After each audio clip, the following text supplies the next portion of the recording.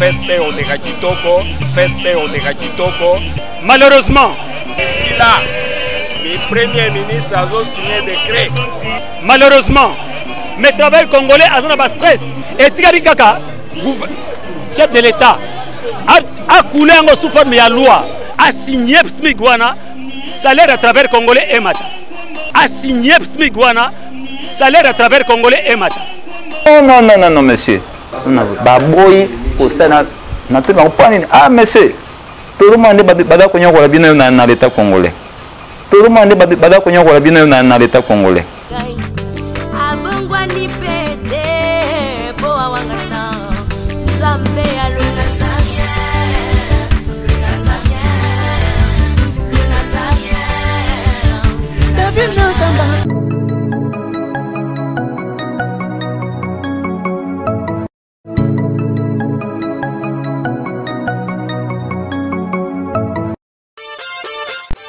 Bande konangai ya sika yangoyo lisolo ya solo ya malamu elibino kaza penuel et salami pona bino bande ko bokutami en Europe na mboka mondele yozali na France yozali na Allemagne olingo sunga ndeko no na Angola ko bosa na te adresse ya sika yango kaza penuel tindela ye mosolo carton epesami libino biloko ebele na tala moke to bandi na 100 euros tina 450. Adresse na biso zali na Bairo Palanca casa numéro 119 Yabino yangoyo agence ya sur kitoko.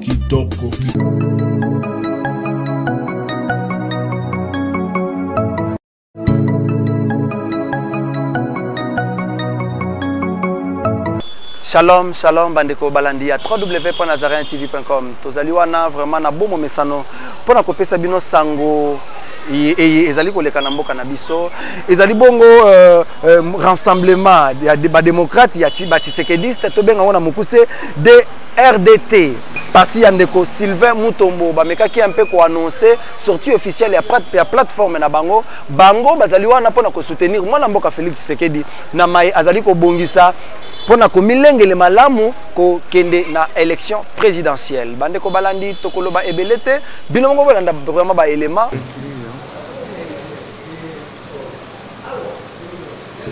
On y va. Le bureau politique du Rassemblement des démocrates tshisekédistes réuni en ce jour du 2 mai 2018 informe à l'opinion nationale et internationale qu'en date du 19 mai 2018, il va procéder à sa sortie officielle. C'est au cours de cet événement qu'il présentera au public les membres qui les composent et dévoilera les grandes lignes de son plan d'action en vue de l'obtention de la victoire de son candidat à l'élection présidentielle. Je cite M. Félix Antoine Tshisekedi Tshilombo et lui rassurer une majorité confortable au niveau des différentes assemblées. Le RDT lance un appel vibrant à tous les partis politiques, les personnalités politiques, les mouvements et associations acquis au véritable changement sus-évoqué à venir massivement nous rejoindre pour obtenir l'alternance tant souhaitée. Par la même occasion, le RDT réitère son soutien indéfectible à son autorité morale en la personne de M. Félix Antoine Tshisekedi Tshilombo, président de l'UDPS. Le RDT va, dans le jour à venir, nommer ou procéder à la nomination de ces cadres qui seront en charge de la coordination provinciale. Nous disons et nous vous remercions. Que vive la RDC, que vive le RDT, que vive le président Félix Antoine Tshilombo Tshisekedi. Ezalaki bongo mokolo ya le 1er mai o biso banso toyebi ete basali nyonso basanganaka elongo pona ko pesa biso vraiment ko sepela elongo kozala ensemble pona ko travailler na unité de l'esprit ezalaka bongo mokolo ya réflexion pona basali nyonso ezalaki bongo na tribune ya place ya cinquantenaire bipai wapi basangisaki basali nyonso ya mboka na biso Congo bazali ana Kinshasa na tina ena bakonzi nyonso bazalaki biso moko vraiment bokotala ngo na bilili bino moko bokomona lolenge kani bakonzi nyonso bazalaki ba ministre ba politique toloba ba opérateur culturel ba opérateur économique bato nyonso bazalaki wana na suka na yango tomonaki vraiment ba syndicaliste o basanganaki vraiment pona kopesa biso biyano na micro ya Nazarayan TV.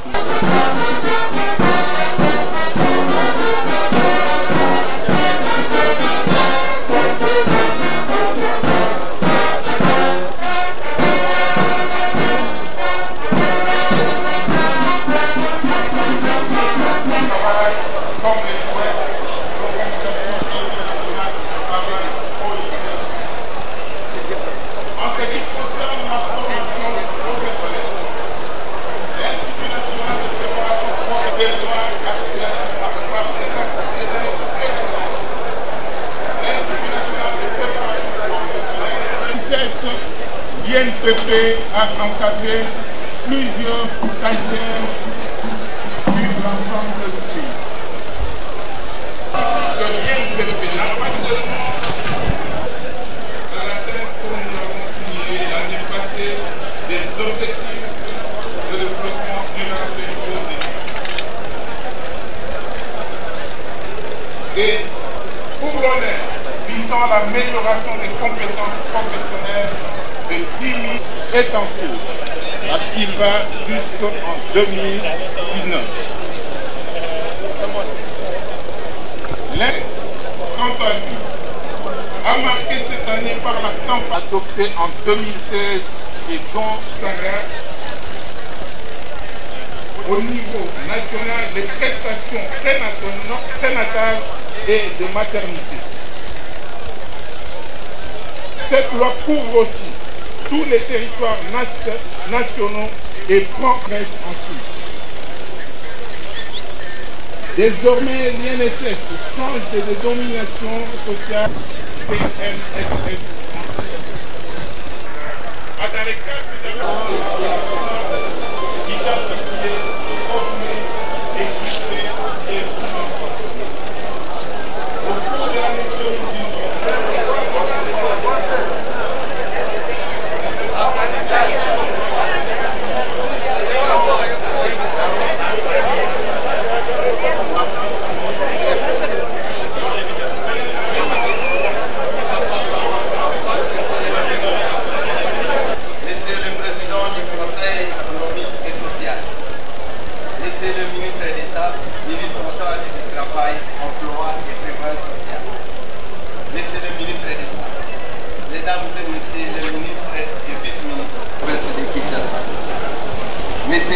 d'état-major des femmes ici représentés, messieurs les commissaires provinciaux, les officiers généraux, les supérieurs des FARDC et de la police nationale congolaise, mesdames et messieurs les secrétaires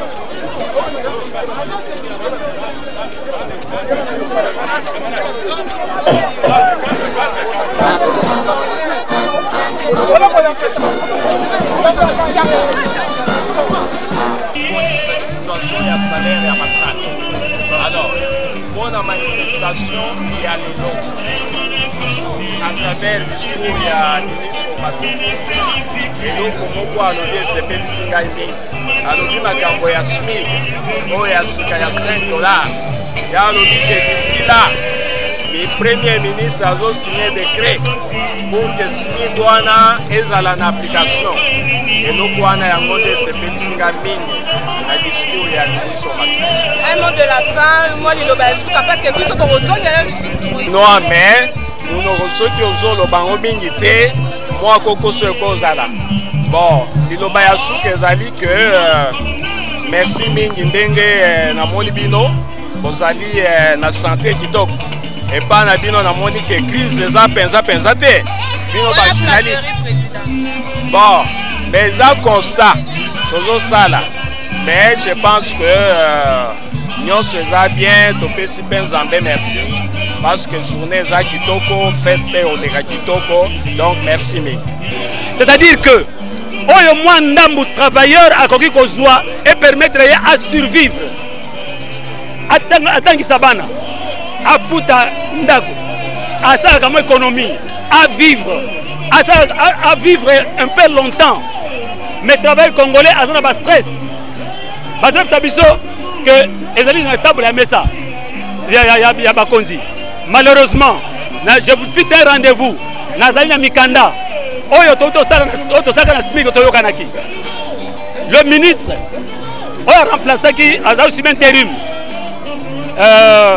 le ministre ya transport nani comment il s'appelle José Makila auti ko signer sur mukanda alors que na CNT Conseil national de travail oyo za ko réunir 12 membres ya 12 ministres 12 organisations syndicales les plus représentatives na côté patronat toyokani malamu que le minimum de salaire est à dire $5 pour la moto AC par jour.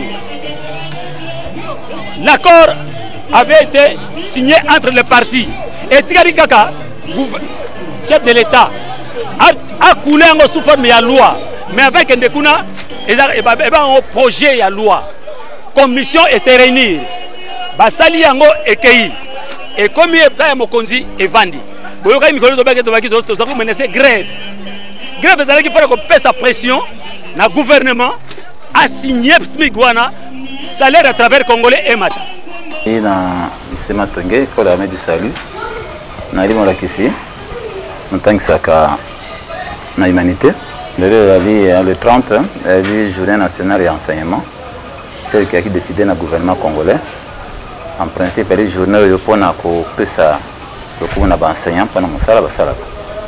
Bon, souvenir à Malam Ouali, la génération à Bana Oena formée. Au moins, les Moussouzo de Kambala, Moni Moto, ah, Nali médecin, ah, monsieur, Otang Sarangai. Ah, Dali ingénieur, ah, monsieur, merci en tout cas, Otang Sarangai. Donc, et puis, ça a moi fierté. Voilà, souvenir à Malam Ouana. Mais, l'État congolais, ils ont le droit de à cet investissement à Kati Bilanga naye à Kati Matita bi bonena ko na Bilanga wa mais là moko sondoli yango et bimisi sous Matiti parce que biso to yaki formé na république bon ya république en principe ba dirigeant biso a décidé ba ngaba pas bon oyo de ba produit ya république to pes to tia ba na place oyo sengeli mais constate ça que tant que si formation babi bon, biso essentiel que non, pas de diplôme, le reste ici. Pour ceux qui le PC Londa qui sont na biko musu en Afrique comme Sénégal, Cap Vert, l'État d'Alaka ko octroyer dans le domaine de l'éducation pourcentage monnaie pour la formation. Pour il ne suffit pas que le mboulot de 10 000, 20 000, 30 000 finalistes. Mais encore, il faut beaucoup utiliser les et puis bateau l'accès à Bango. Au moins, il y a le séminaire, formation. D'accord. Vous allez former chaque fois, séminaire, recyclage. Vous avez des animateurs. Mais animateur, tiens la place. Oui, c'est gagné. Pas dans les sengo. Moi, je suis en train de dire que je suis en train de dire que je suis en train de dire que je suis en train de dire que que l'État congolais on aurait bango a tinda bango na retraite. Mais quand on est en retraite, il faut qu'on prépare. Quand on est en retraite, on est à 5 monsala, baba moussou basali 30 ans, 40 ans. On a bango baba coûte na biso. Mais l'État congolais moto a formé bango azo ko kateme ko sa bon papa, maman yaka. Moussa sala ki to sepe nango tala mbano ya ngo kende azo ko kangote. C'est quoi? Faut aider la bango, faut aider l'État congolais pour employer mais comme on a l'État congolais.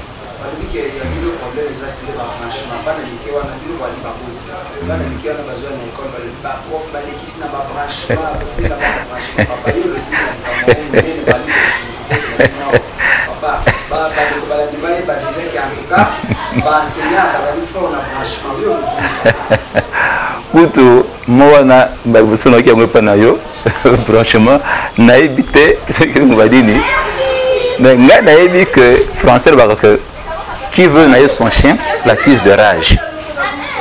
L'enseignant congolais ne se retrouve pas. J'ai des élèves que j'enseigne.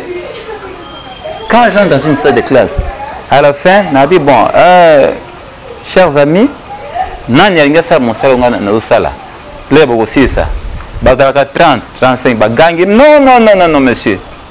Baboy, pour ça, na tout le monde. Ah, monsieur, tout le monde est badako nyoko la bino na l'État congolais. Tout kinde kunate. Ah, nanti bango bongai na sema bende na tank sabina. Oh, te monsieur, c'est malheureux mais né tout le monde na l'État qui peut binoter, donc tout banga.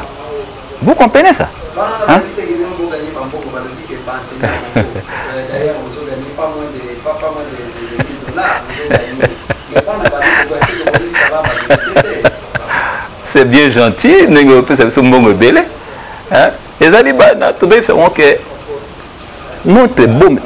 beau métier. Moi, c'est au ouvrage et pédagogie. Notre beau métier. Mais sur le terrain, mais monsieur Badako s'est dépensé pour Nabiso. Mais l'État congolais, Azako Sala, ni pour Nabango.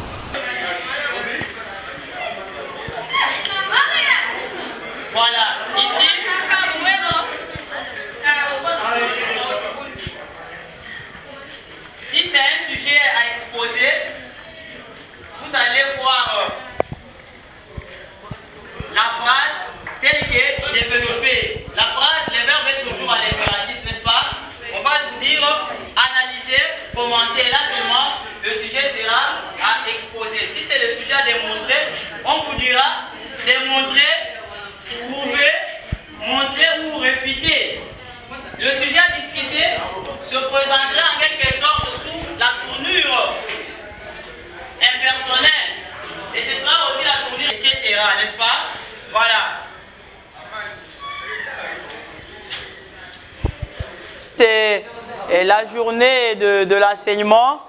Nous sommes là. Si vous voyez nos élèves qui sont en bourgeois ou en tenue de la maison, c'est parce que la journée d'aujourd'hui n'est pas une journée ouvrable. Mais comme ils sont déjà dans la fièvre, nous les avons appelés ainsi pour le préparer aux préliminaires de leurs épreuves. C'est cela. Alors, les souvenirs un peu amers ou tristes parce que l'enseignant congolais est abandonné à son triste sort. Ce sont des parents qui essayent à toute épreuve de prendre les enfants en charge et les parents malheureux qui n'ont pas assez de moyens financiers sont victimes parce que leurs enfants sont incapables maintenant de venir régulièrement à l'école. Voilà un peu la difficulté que l'enseignement congolais est en train d'affronter, mais vainement. Voilà un peu. Vraiment, merci. Matondi mingi na mwana mboka Alain Kakala azali ma caméra, matondi lisusu na Valentin Peli oyo azali réalisateur à émission nangai. Na pesi lisusu merci na madame Tiffany Moko bipa azali na Afrique du Sud. Totindele penza mbote mama na biso. Mbote lisusu na mama Myriam Piame mbote na bandeko nyonso bali kolanda biso. Ezali bongo maloba ya mwana na bino oyo bolingaka malamu Larsen Mulowa ifisa papa et tolanda ba elima wana oyo masolombo ka bukola lelo bongisela kibino et on se retrouve au prochain numéro.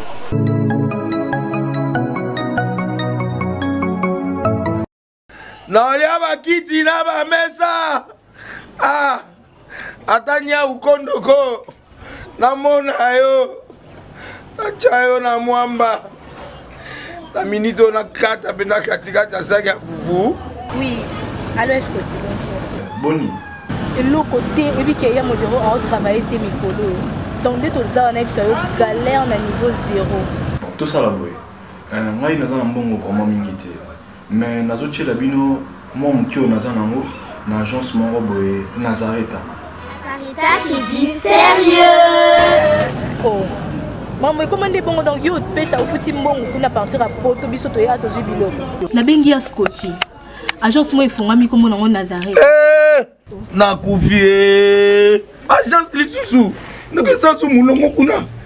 Pendant cela sous mulongo. Kuna iza mamba mulongo te. Ye si afuti mbongo kuna partir à Poto biso tozo ke ko récupérer biloko oli. Ah tika boyeko. Yiso mona makama bongo na monte. Bat pape si mbongo kuna biloko ke récupérer biloko oli na agence. Ezalaka. Mais yango ibandi.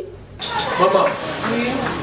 Leki nanga yebisi ngai mena ndimite. Na lingi na mona ki mona beso. Poli kamba boye. Na monde na ne salamate. Mama yebisa ngai. Ba pesi mbongo kuna biso to récupérer biloko kolia awa. Ya solo boutique Nazareta ezali boutique où ezali à distribution ya produits alimentaires. Ah! Na sali poto sunga bandeko oyo même ba oyo bazana na peu de ressources. Comme on a été bandeko bazana niveau à Kinshasa même avec un petit rien.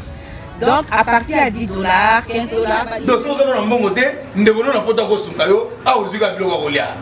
Eh maman Nazareta nzamba pambola ya bakise mikole belé awa na sena mokili. Et bon awa tuzawa poto yeba adresse awa. La boutique Nazareta est ici à Kubungate, toza sur avenue Monkoto numéro 1, direction Elengesa. Face à face na église catholique Saint-Vincent. Ah, direction Elengesa, Monkoto numéro 1, à face de l'église catholique Saint-Vincent. Ah, Saint-Vincent d'école. Bon numéro de téléphone, vous en avez déjà, vous en avez. On a 3 numéros pour Paris, vous en avez un numéro pour la Suisse, vous en avez un numéro pour la Suisse. Ah! Non, non, non, non, non, non. Nazareta! Nous allons la Congo Sili. Julia, nous allons la Kangisa qui a foufou. Il y a modé, il y a un foufou. Oui, pour la Nazareta, dans un système en bimbi, dans Bongo Shingo. Bon, ok. Vous allez Silio. Sarita qui dit sérieux.